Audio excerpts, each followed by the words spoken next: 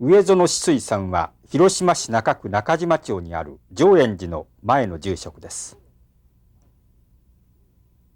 当時広島市材木町、現在の平和公園内にあったお寺で上園さんの父親が住職をしていました。しかし原爆によって両親を失い、寺も跡形もなく消えてしまいました。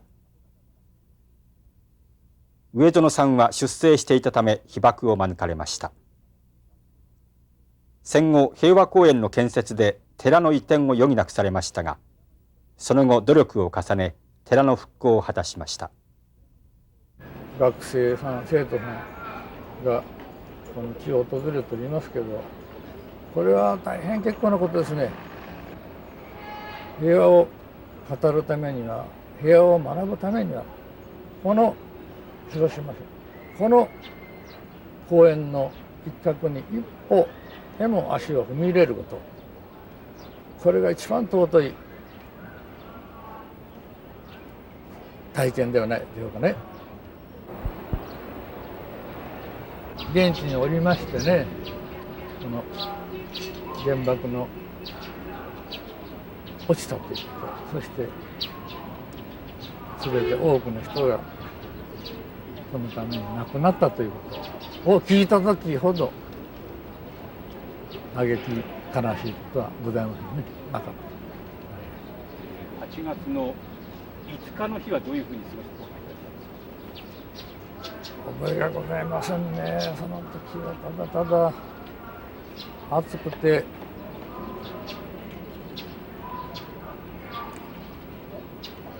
十分な食料がないし、ただ食べることのために悪いことでありますけど、農家の畑を荒らしてトマトを思いで食べたり、こんな小さい芋を掘っていただいたりというようなことで、惨めなそうした癒しい、今考えてみても恥ずかしいような思いをしたってことを思い出されます。8月5日ではなく、その以前からずっとね、原爆が落ちるまで、落ちてからもやはりそういう状態でした。食料のなかったということが一番身に応えております。広島に原爆が落ちたっていうのはどういうふうにしてお知りになったんですか？何ですかね、どっからどう情報が入るんですかね。とにかく軍隊の中では絶対わからない、知らせてくれない。外部から広島がやられたんだろうな、もう全滅だとか、全然軍の方の上司からの情報っていうのは全然知らせません。そういうことですね。どっから入ったというと分かりませんね、そのルートは。いつ分かりました？そうですね、3日目。3日目ですね。それもはっきり分かったですね。綾橋の上あたりに落ちたということですね。そこまで知らせていただいたです。それで綾橋の上あたりなら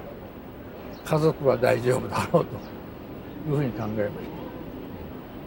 それでもダメにしてもうちの家族に限っては生き残っとるだろうというふうなね、やっぱりよく言いますかね、そういうことを思いました。どういうものが落ちてどういう状態だったというふうに？どういうものっていうの何爆弾言うんですかね。言いましたね、あの頃。何やら爆弾言いましたよね。新型爆弾。原爆でなしに、いつも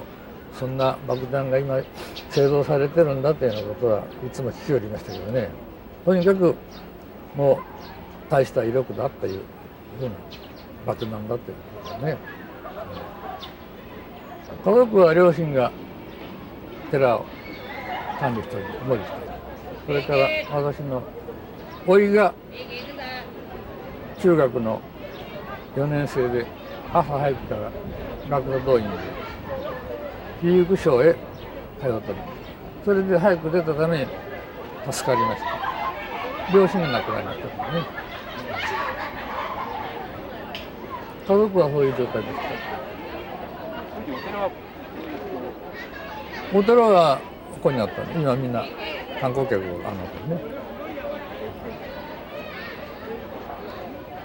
もうなんですかね、うちの家内がおかげで7月の30日の日に里へ休暇をいただいて米の補給に帰っておりまして、米のね、お米をなんですよ、補充に帰ったんです。帰ったよりも帰らせてもらったんですよ。島根県の赤名です。はい。ここで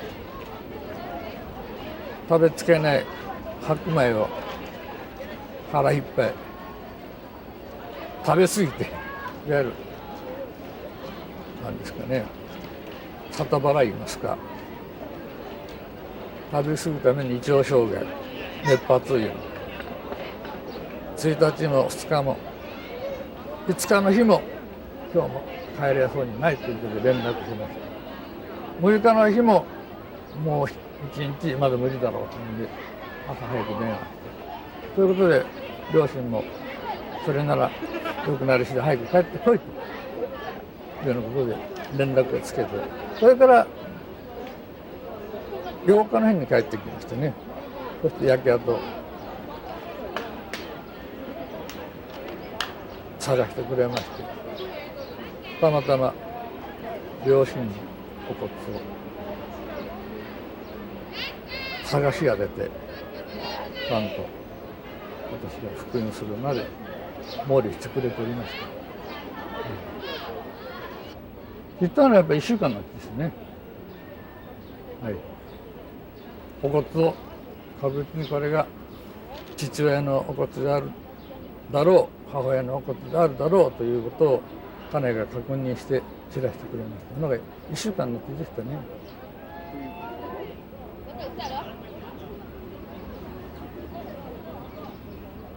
原爆落ちて1週そうです。それはどういうわけかな。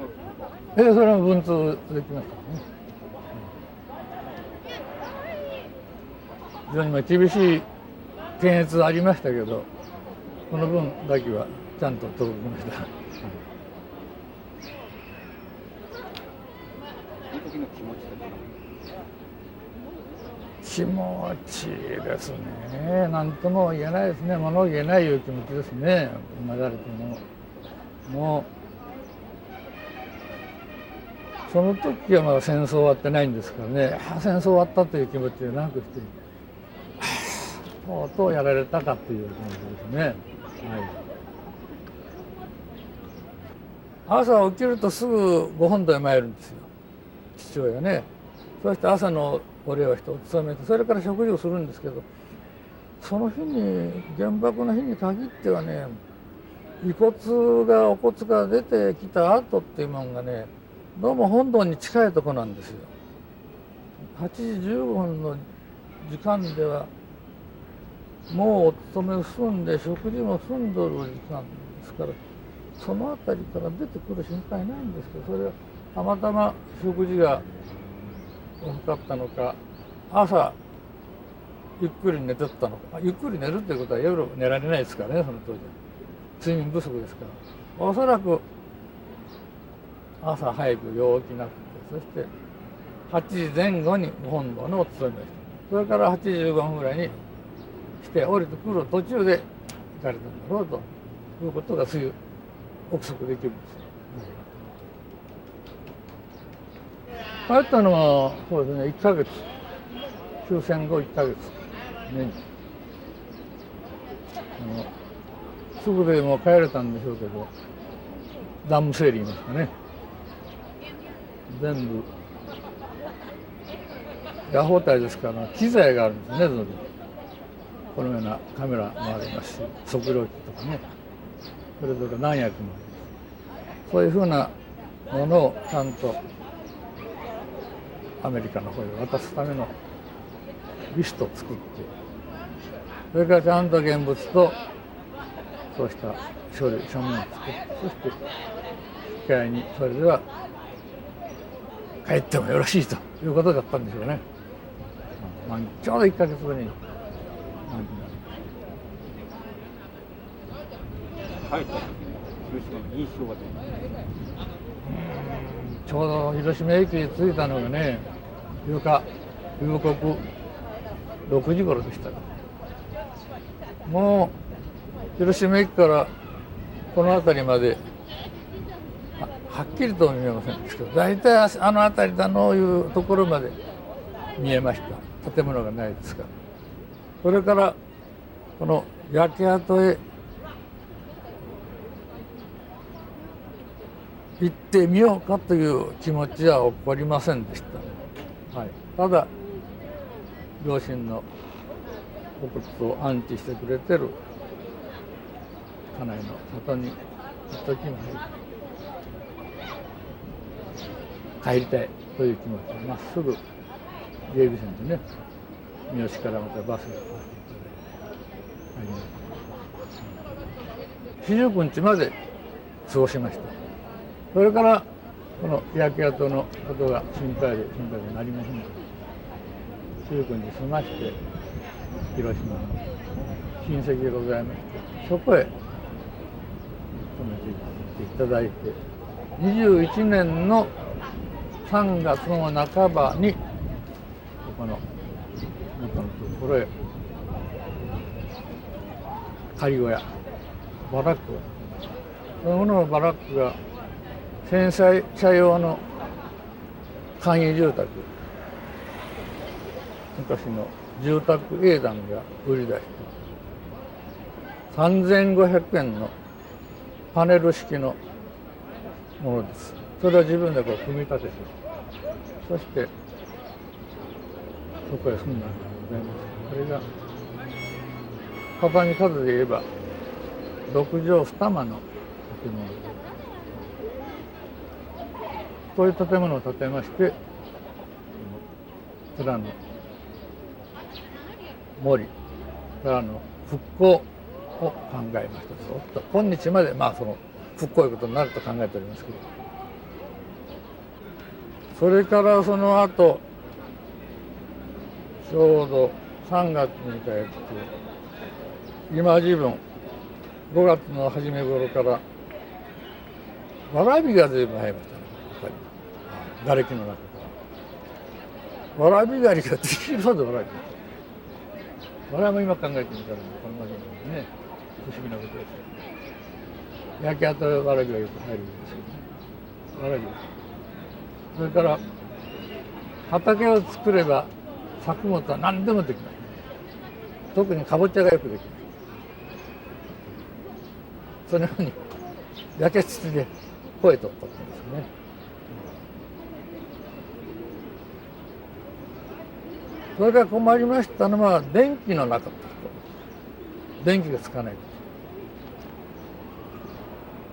と。21年に住み着きまして、やっぱ1年ぐらい電気がなかった。その時の寺の状態といいますと、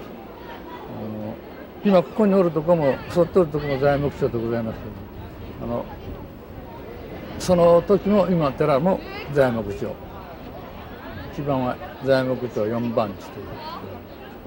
寺は浄土真宗本願寺派、大体経済地が私有地を得られまして740坪、今の平米で言ったらどうなるんですかね、740坪です。そしてそのうちの半分ぐらいが墓地でして、墓地がちょうど原爆資料館の西半分、あの辺りで墓地になりました。そういう状態でございました。それからこの原爆資料館ができるということで、それなら都市計画にも協力をしなければいけないということに踏み切ったわけです。随分私も意地悪で移転することを反対したんでございますけど、そのような記念になる建物がここにできるのならというので、喜んではないですけど移転を余儀なくされまして、現在の地に移っているわけでございます。それからこの近辺はリゾートには非常にお寺が多いということでございまして、この千住の花がこっちまで100メートルの今バスがおるわけで、八か寺というお寺がございまして、そういう寺には檀家門とおりますけど、そういう方の協力があって初めてこの平和公園が造成されたということを言えると思うんです。寺が逃げてくれたから造成ができたということが言えるのではないかと思います。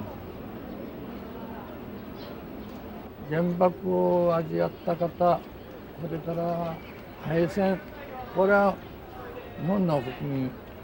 全般に同じように思うことですね。敗戦ということ、原爆、特に広島原爆ね。思ったことはもう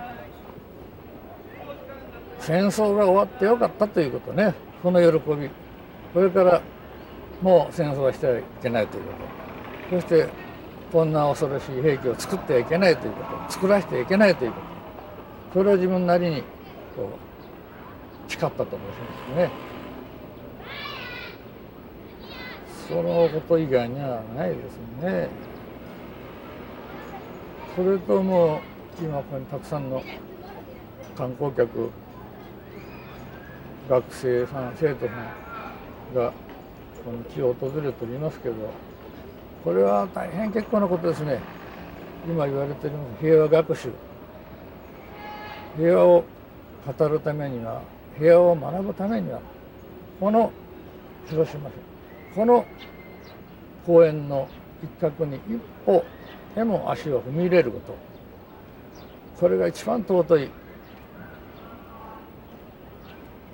体験ではないでしょうかね。今日ここにたくさんの方がおられる、そういうことを感じ取って、そして広島へ行ってよかった、広島は随分復興しとるというだけのことでなくして、平和ということを感じ取っていただきたいですね。随分の方が犠牲になっておるんだと。この公園も1、2の土地の所有者が立ち退いたからできた公園ではない、多くの方の犠牲の上に立っている公園があるということも学んで帰っていただきたいですね。全ての人が犠牲者ですからね、直接原爆になってなくても家族はそれにまつわるものは全部の人が犠牲者なんですよ。だからこの犠牲者として言い残しておきたいということは、やはり争いのない平和、親鸞聖人のお言葉じゃないですけど、世の中安穏なれかし、そして仏法を広まれかしっていうね、そういうことがございますけど、私から申しましたら、正しいそうした仏法によって初めて平和という言葉の意味合いも分かり、やはりそうだな、まず心の安らぎがあって初めてね、平和という争いがない世界ができるということを思うだけですね。